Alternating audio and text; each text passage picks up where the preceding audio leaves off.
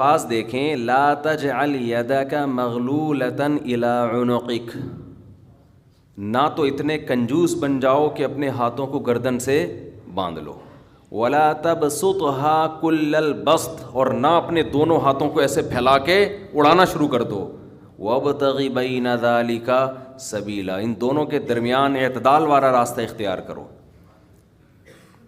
اچھا، ہر آدمی کہتا ہے میں اعتدال سے چل رہا ہوں، کہ نہ میں اتنا ایسے اڑا رہا ہوں اور نہ میں کنجوس ہوں، کیونکہ میں نے اس دن میری گاڑی کا شیشہ ایک بندے نے صاف کیا تھا، میں نے اس کو 10 روپے دیے تھے، میں تو بالکل بھی کنجوس نہیں ہوں۔ اس دن چمونی آپا آئی تھیں ہمارے محلے میں، میری والدہ کی بڑی اچھی دوست ہیں، تو میں نے ان کو چائے پلائی تھی، میں نے یہاں میری مسز نے کہا تھا کہ 2 سموسے لے آؤ، میں لے آیا تھا۔ اگر میں کنجوس ہوتا تو میں کہتا نہیں، نان نفقے کے علاوہ کچھ بھی گھر میں نہیں آئے گا۔ تو آپ میں اعتدال ہے یا نہیں، یہ فیصلہ خود نہ کرو میرے بھائی۔ کبھی کچھ دن سخی لوگوں کے ساتھ گزارو تو ہم سب کو پتہ چلے گا کہ ہم سب کیا ہیں، کنجوس ہیں، سمجھ رہے ہو، ہم سب کنجوس ہیں۔ کچھ دن سخی لوگوں میں اٹھو بیٹھو۔ اسلام چاہتا کیا ہے؟ جو اسلام چاہتا ہے وہ تو میں پوری بات کہوں گا تو شاید جمعہ پڑھنا چھوڑ دیں آپ لوگ۔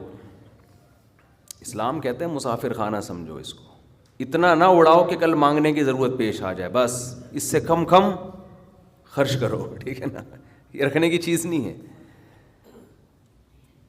لیکن ہم یہ نہیں، ہم نے تو کتنے سالوں کا جمع کر کے رکھا ہوا ہے، جمع ہوتا جا رہا ہے، پلاٹ کی شکل میں، گولڈ کی شکل میں، دکانیں، پھر پراپرٹی، ہوتے کمال کی بات یہ، اسلام کمانے سے منع نہیں کر رہا، جمع کرنے سے منع کر رہا ہے۔ اور ہم نے دینداروں کو دیکھا ہے کمانے کی زیادہ کوشش نہیں کر رہے، جمع زیادہ سے زیادہ کر رہے ہیں۔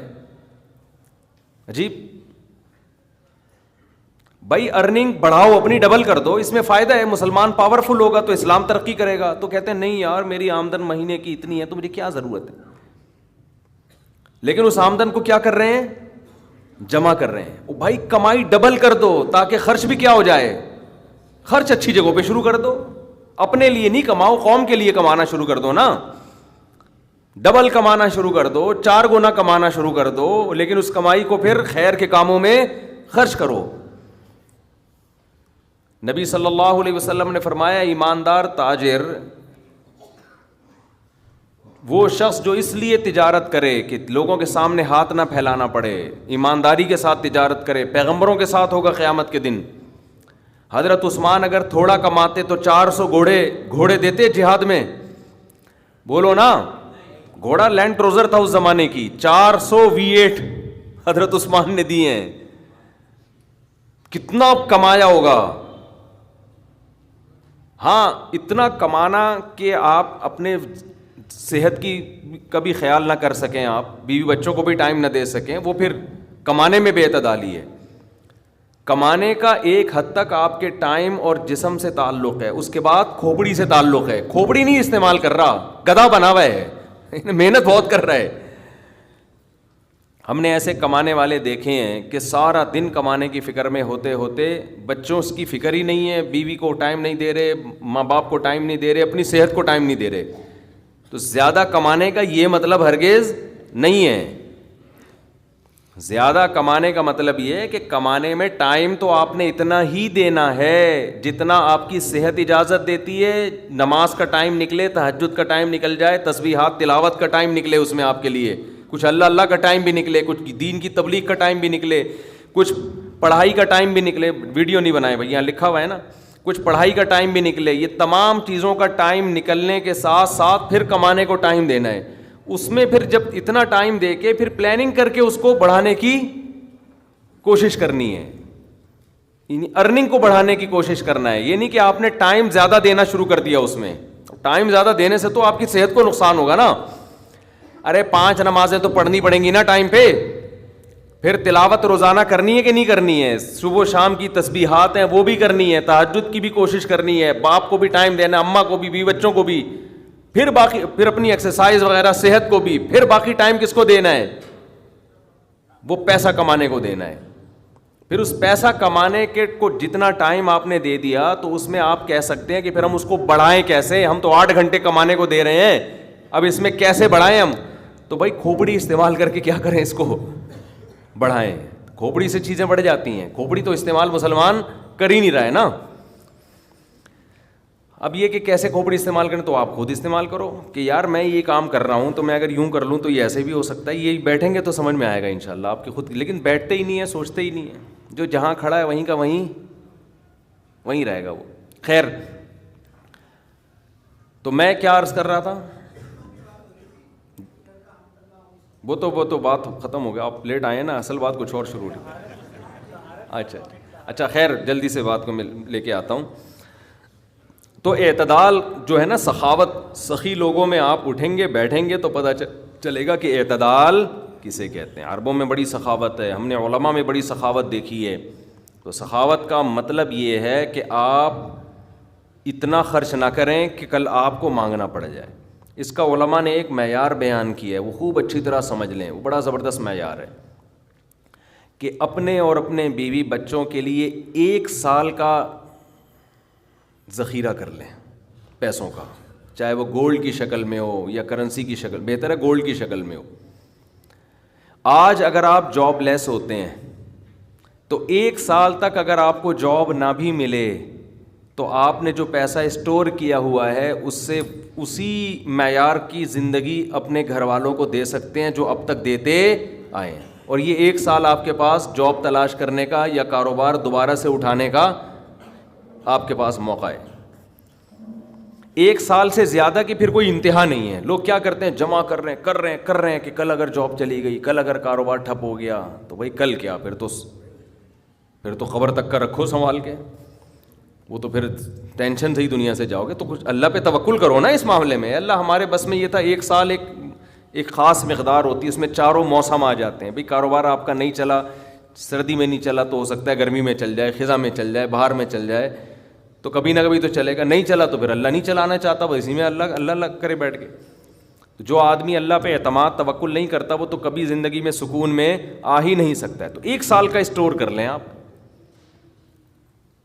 اور بہت اللہ نے پیسہ دیا ہے تو بچوں کے لیے ایک پراپرٹی لے کے ڈال دی, پلاٹ 2-4 لے کے ڈال دیے, مرنے کے بعد بچے بالکل روڈ پہ نہ آ جائیں. بس باقی کیا کرو, کھاؤ کھلاؤ. ٹھیک ہے, کیا کریں. ایک لطیفہ سنا دوں, ہمارے ایک دوست نے بھیجا تھا, بڑا زبردست قسم کا. ہمارے ایک دوست ہیں لاہور میں, انہوں نے کسی کا لطیفہ بھیجا, لیکن لطیفہ بڑا سبق آموز ہے. وہ ایک آدمی گیا گوشت کی دکان پہ, شاید آپ لوگوں نے بھی سنا ہو, اور کہنے لگا کہ 1 کلو گوشت دے دو. اتنے میں ایک بندہ آیا, یہ آدمی لینڈ کروزر میں گیا نا, بڑی VIP گاڑی میں, مالدار آدمی ہے. گوشت کتنا لے رہا ہے, 1 کلو.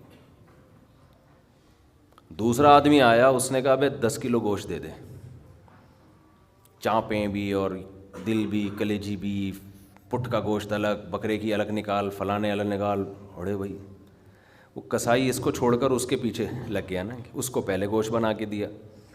یہ جو 1 کلو والا تھا نا 1 کلو والا, اس کو غصہ آیا کہ یار اس کو تو 10 کلو دے رہا ہے کم بخت, 10 کلو والے کو پہلے دے رہا ہے. اس نے کہا بھائی وہ اس کا آرڈر بڑا ہے, وہ پرانا کسٹمر ہے ہمارا.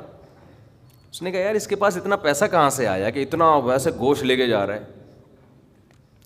اس نے کہا بات یہ ہے کہ اس کی 4 بیویاں ہیں. اس کی کتنی بیویاں ہیں, 4 بیوی, چاروں بیوائیں, اور یہ چاروں بیویاں کسی مالدار آدمی کی بیویاں تھیں جو ان کے لیے بہت پیسہ چھوڑ کے گئے اپنی بیویوں کے لیے. اس مالدار نے کھایا کم اور بچایا بولو زیادہ. اب بچانے میں زندگی گزر گئی اس کی, تو ظاہر ہے کھانا نصیب نہیں ہوا, مر گیا. وہ مر گیا جب میں نے اس اسٹائل سے کہا نا تو مجھے وہی یاد آ گیا, لڈن جعفری, اللہ مر گئے پھر دوبارہ زندہ ہو گیا. کچھ اسٹائل اچھا تھا. تو بچایا نہیں, اور بچا کے مر گیا. اب ظاہر ہے بیوی جو تھی ان کو پیسہ مل گیا ٹھیک ٹھاک. اب ان کے پاس پیسہ ہے, بندہ مارکیٹ سے شارٹ ہے. عورت کو ظاہر ہے پیسے کے ساتھ شوہر بھی تو چاہیے نا, اس میں بھی ڈیزائرز ہیں, اس کو بھی ضرورت ہے میاں کی. تو یہ غریب کا جذبہ تھا 4 شادیاں کرنے کا نا, تو یہ کرتا چلا گیا, پرانے والے کا سارا پیسہ کس کے پاس آ گیا, اب یہ بیوی کے خرچے پہ کھا رہا ہے, یہ بچا نہیں رہا, ظاہر ہے عورت کا پیسہ ہے. تو یہ دوسرے کے پیسے پر ان کی بیویوں سے شادی بھی کی ہوئی ہے اور اس دوسرے کے پیسے پر کھا بھی رہا ہے, اس لیے یہ 10 کلو گوشت لے کے جاتا ہے. سمجھ رہے ہو, اس نے فوراً کہا میرے لیے بھی 10 کلو بنا دے, میں نہیں چاہتا میرے مرنے کے بعد میرا ہوا بچا پیسہ کوئی اور بے غیرت استعمال کرے. معذرت کے ساتھ, ابے پہلے خود تو کھاؤ. اس وقت جو تمہاری حاضر سروس بیوی ہے, بولو تم جب تک میری بیوی ہو تو کھاؤ, ٹھیک ہے نا, تم بھی کھاؤ میں بھی کھاؤں گا. مر گئے تو بھائی وہ اس کے لیے نکاح کا دروازہ, اور جب ہمارے بیانات چل رہے ہیں تو یہ تو اور دروازہ کھل گیا ہے. پہلے تو بیوہ کو رشتہ ہی نہیں ملتا تھا نا, اب تو بہت سی بیوہ ایسی مارکیٹ میں آ گئی ہیں, پیسہ بہت ہے بندہ نہیں ہے, ہم اپنے خرچے پہ شادی کرنے کے لیے تیار ہیں, کوئی شریف آدمی مل جائے ہمیں. اب تو ایسی بیوہ بہت آ گئی ہیں مارکیٹ میں کہ جی پیسہ ہمارے میاں بہت چھوڑ کے گیا, بندہ نہیں ہے. تو میں نہیں کہہ رہا آپ بیوی کے لیے پیسہ نہ بچائیں, لیکن یہ دماغ میں رکھیں کوئی بغیرت آپ کے پیسے پہ آپ کی بیوی کے ساتھ زندگی گزارے گا, خرچہ آپ کا ہوگا, آپ اس کو پیسہ دے کے جا رہے. تو اعتدال اس چیز میں ضروری ہے. ایسے لاوارث نہ چھوڑو اپنے بیوی بچوں کو, لیکن اعتدال, اتنا بھی نہ دو کہ ہری ہری سوجنا شروع ہو. بچوں کے لیے بھی بناؤ کچھ. خیر, کہاں سے کہاں بات چلی گئی یار, تو جلدی سے بات کو سمیٹتا ہوں, کیا کروں پھر گھوم پھر کے ادھر ادھر دائیں بائیں جانے لگتے ہیں. تو یہ میں ان لوگوں کے لیے یہ لطیفہ ہے جو بہت زیادہ بچانے کی فکر کرتے ہیں. میں کہتا ہوں نا, آپ اپنی اولاد کے لیے بچا رہے ہو, اپنی اولاد کے لیے بچا رہے ہو, کھا نہیں رہے, نہ خرچ کر رہے ہو بچوں کے, تو بچے پھر جب بچوں کے پاس آئے گا تو وہ اپنے بچوں کی فکر میں بچائیں گے. تو آپ بھی تو خود کسی کے بچے ہو نا, آپ کھاؤ, بولو مجھے اپنے ابا کے بچوں کی فکر ہے, میرے ابا نے میرے لیے چھوڑا تھا, میرے بچوں کے لیے تھوڑی چھوڑا تھا. اور اگر آپ کے ابا نے آپ کے لکھ کے بجائے آپ کے بچوں کے لیے چھوڑا تھا تو آپ کے ابا تو بڑے بے وقوف تھے, کیونکہ بچوں کے لیے بھی اس لیے چھوڑا کہ وہ اپنے بچوں کے لیے چھوڑیں, پھر تو کھائے گا کون پھر اس کو بیٹھ کے. بات یہ کہ اللہ پہ اعتماد اور توکل بالکل ختم. یہ بھول گئے ہیں کہ جب انسان دنیا میں آتا ہے تو صرف پیٹ نہیں لے کے آتا, 2 ٹانگیں 2 ہاتھ کمانے کے لیے لے کے بھی آتا ہے. آپ کا بچہ اپاہج ہے تو سمجھ میں آتی ہے بات, 2 ہاتھ 2 ٹانگیں, تو بھائی جیسے آپ نے کمایا وہ بھی کمائے گا انشاءاللہ. جب آپ پیدا ہوئے تھے خدا نے آپ کی ماں کی چھاتیوں میں آپ کے لیے رزق پیدا کیا تھا, آپ کا بچہ پیدا ہوا تو اس کی ماں کی چھاتیوں میں بھی خدا نے رزق پیدا کیا ہے. تو اس کا مطلب رزق بچہ لے کر آ رہا ہے. تو فکر کرو اعتدال کے ساتھ, اس کو سروں پہ مسلط نہ کرو, مسلط نہیں کرو, مسلط اتنی کرو کہ بس میں نے کمانا ہے, بیوی بچوں کو فی الحال کھلانا ہے میں نے, اس کے علاوہ رزق کے دروازے کھل رہے ہیں تو کھلیں, جتنا اللہ کھول دیتا ہے, بعض دفعہ نہیں کھولتا اللہ تعالیٰ. یبسط الرزق لمن یشاء ویقدر, جس کے لیے چاہتا ہوں رزق کھول دیتا ہوں, جس کے لیے نہیں چاہتا وہ ایڑیاں رگڑ لیتا ہے مگر رزق کا دروازہ نہیں کھولتا. تو ٹینشن کس بات کی ہے, یہ تو اللہ کے ہاتھ میں ہے, آپ نے کوشش کرنی ہے, نتیجہ آپ کے ہاتھ میں نہیں ہے. اللہ غریب رکھے تو بھی خوش, انجوائے کرو یار, جس نے مجھے کھلا دیا تو بس میری ضرورت بھی 2 پراٹھے ہیں, تو میرے بچوں کی بھی یہی ضرورت ہے, اللہ ان کو بھی کھلا دے گا. اللہ میں لاہور سے آیا ہوں, پراٹھا آتے ہی پراٹھا کھایا ہوٹل پہ جا کے, اتنا مزہ آیا کہ سبحان اللہ, نہیں ملتے پنجاب میں یہ والے پراٹھے, یہ چیز نہیں ہے پنجاب میں. پنجاب میں لسی ہے, پائے ہیں ہوں گے بھائی, یہ چیز نہیں ہے بھائی. رفیع بھائی بہت دیکھ لیا, مایوس ہوتا ہے نا انسان جا کے, وہ ناشتے کا وہ لک ہی نہیں آ رہا ہوتا.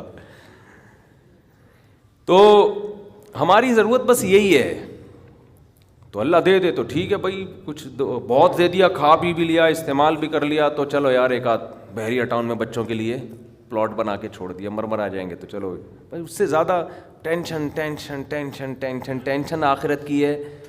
ہمارے ایک دوست نے پراپرٹی لی, اس کے ساتھ ہی قبرستان بھی ہے, تو بار بار وہاں کھڑے ہو کے بول رہے ہیں کہ یار دیکھو, میں ان سے کہہ رہا تھا, ان کو ڈرا رہا تھا, میں نے کہا آپ اپنا پلاٹ دیکھ دیکھ کے خوش ہوتے رہتے ہو, اصل پلاٹ تو یہ ہے, یہاں ہے, تھوڑے دنوں میں کدھر آنا ہے, ادھر آنا ہے.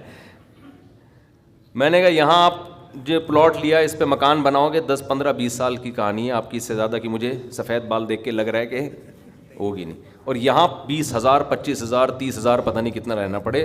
تو جب اپنی پراپرٹی کو دیکھنے جاؤ ساتھ میں یہ قبرستان پہ تھوڑی دیر کھڑے ہو کر دیکھ لیا کرو کہ یار آنا کہاں ہے, ادھر ہی. تو اتنا زیادہ خوش ہونے کی بالکل بھی ضرورت نہیں ہے. اس کی تیاری کیا کی ہے اس قبر کی, اس کی تیاری کرو. اس کی تیاری ہے راتوں کو تہجد, اللہ کے سامنے گڑ گڑانا, نظر کی حفاظت کرنا, حرام کھانے سے اپنے آپ کو بچانا, اپنی اولاد کی اچھی تربیت کرنا. یہ اس کی تیاری ہے اس قبر کی. ذکر کرنا. دیکھو یہ جو ہم ذکر کرتے ہیں نا, لا الہ الا اللہ یا سبحان اللہ والحمد للہ, یہ ہلکے کلمات نہیں ہیں. لوگ اس کو ہلکا سمجھ رہے ہوتے ہیں نا کہ کوئی تسبیح پکڑ کے لا الہ الا اللہ اللہ اللہ کر رہا ہے بیٹھ کے, کیا کر رہا ہے, ٹائم ویسٹنگ معاذ اللہ. اللہ کو سب سے زیادہ یہ عمل محبوب ہے کہ میرا تذکرہ کر رہا ہے. ہم جب دنیا کا تذکرہ کرتے ہیں, پراپرٹی وہاں چلی گئی, ابے تجھے پتہ ہے وہ بھی ہاتھ سے نکل گئی پراپرٹی, اور یہ بھی ہو گیا اور وہ بھی ہو گیا, ابے تجھے پتہ ہے آج کل کون سا بزنس چل رہا ہے. صبح و شام دنیا دنیا دنیا جو کرتے ہیں نا, اس میں ہمیں دلچسپی ہے, اللہ کو کوئی دلچسپی نہیں ہے, یہ فنا ہونے والی چیز ہے. اور اگر ہم زبان سے لا الہ الا اللہ اللہ اکبر شروع کر دیں تو اس میں ہمیں دلچسپی نہیں ہے, لیکن اللہ کو اس میں بہت دلچسپی ہے. نبی صلی اللہ علیہ وسلم نے فرمایا اللہ کے ذکر کے علاوہ سب کچھ اس دنیا میں باطل ہے, سب کچھ باطل ہے. دنیا کا تذکرہ بھی اللہ کے لیے ہو تو اچھا ہے. آپ پراپرٹی بھی لے رہے ہیں تو یار اللہ کے لیے لے رہا ہوں میں, کہ اللہ کا حکم ہے کہ سب اڑاؤ نہیں, کچھ اگر اللہ نے وسائل دیے تو کچھ بچا لو اولاد کے لیے, تو اللہ کا حکم ہے تو یہ ذکر بن جائے گا. لیکن ہمارے ایسا نہیں ہے ہمارا مزاج. ہم تو دنیا کے چسکے لے لے کے تذکرے کرتے ہیں ہر وقت.